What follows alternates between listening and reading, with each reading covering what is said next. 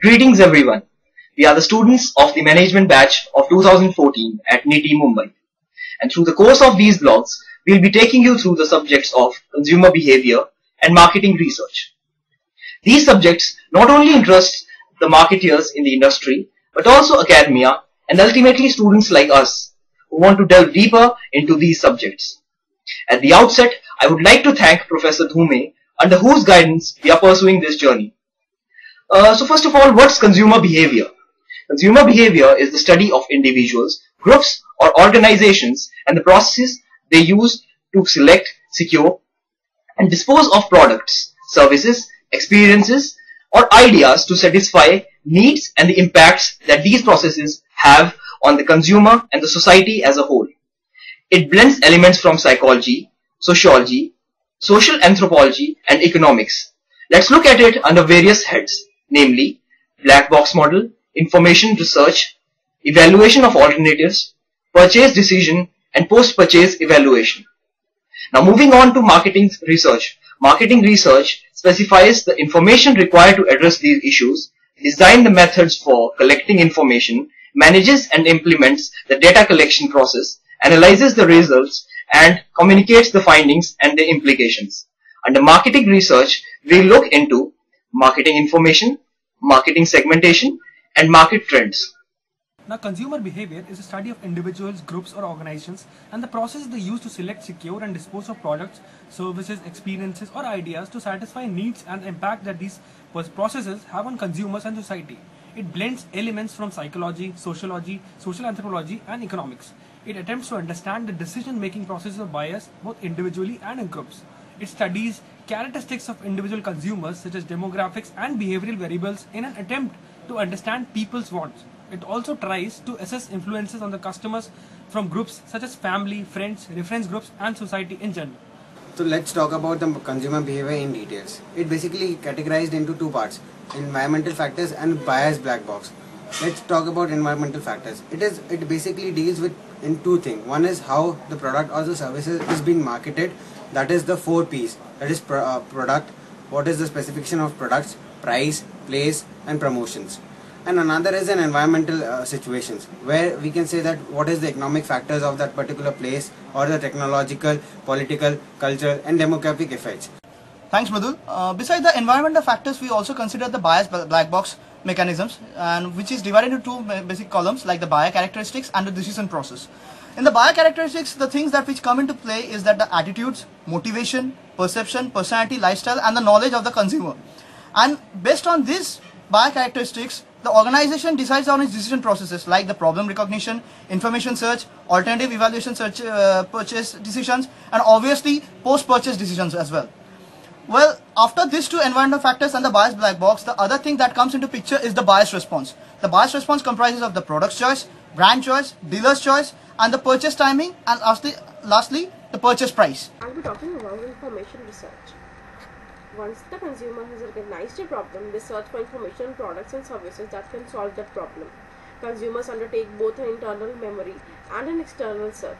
Sources of information include personal sources, commercial sources, public sources and personal experience. The relevant internal psychological process that is associated with information search is perception. Perception is defined as the process by which an individual receives, selects, organizes and interprets information to create a meaningful picture of the world. Consumers' tendency to search for information on goods and services makes it possible for researchers to forecast the purchasing plans of consumers using brief descriptions of the products of interest. I'll be talking about the selective perception process. Stage description. Selective exposure. Consumers select which promotional messages they'll expose themselves to. Selective attention. Consumers select which promotional messages they'll pay attention to. Selective comprehension. Consumers interpret messages in line with their beliefs, attitudes, motives and experiences.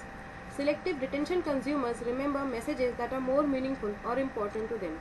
The implications of this process help develop an effective promotional strategy and select which sources of information are more effective for the brand. So far now, we have looked into need recognition through black box model and information search. The next part of it is evaluation of alternatives. Now the customers are presented with a large set of brands and products from which they have to select a few ones. These selected set of brands and products from the evoked set. So how can the marketing organization increase the likelihood that their brand is part of the customer's evoked set?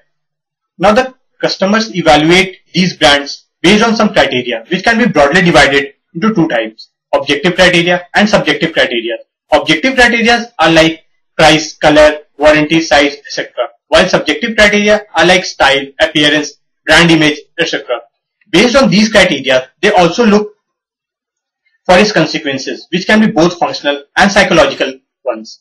Functional consequences are concrete and tangibles and can be easily be quantified, while the psychological consequences are abstract and intangibles and are difficult to measure. Now, after the stage of evaluation of alternatives, in the buying process comes the stage of the purchase selection. And yes, many times the purchase intention must not convert into actual purchases. So the marketing organization must ensure that the purchase intention gets converted in an actual purchase. Yes, and the organization can achieve this by various techniques, such as giving discounts, giving options of credit payment, complimentary sales, incentives to participate in a competition, etc. Also, integration is a relevant part of internal psychological process. So, if the integration of a consumer gets influenced by us, the further purchase decisions can be easily influenced by the company. Yes, but now that the purchase selection has been completed, often the post-purchase evaluation by the customer is also very important, because that is what determines future purchases by the customer. Now, another very important concept of marketing is market research. It is complementary and not fundamentally very different from consumer behavior. Now, if we have to define market research, we define it as the research on consumers or study of markets. Now, market research normally includes three different and very important aspects. The first one is general market information, in which we study about the prices of commodities and the demand-supply situation in the market. Next comes market segmentation, in which we study the behavior of consumers by dividing them into different groups based on geography, demographics, psychographics, behavior, gender, etc. Finally comes market trends. By market trends, we study the movement of markets, whether upwards or downwards. Now, market research can be very difficult if it's a completely new product. In that case, we focus our research on the potential pool of customers according to our forecasts. Thank you.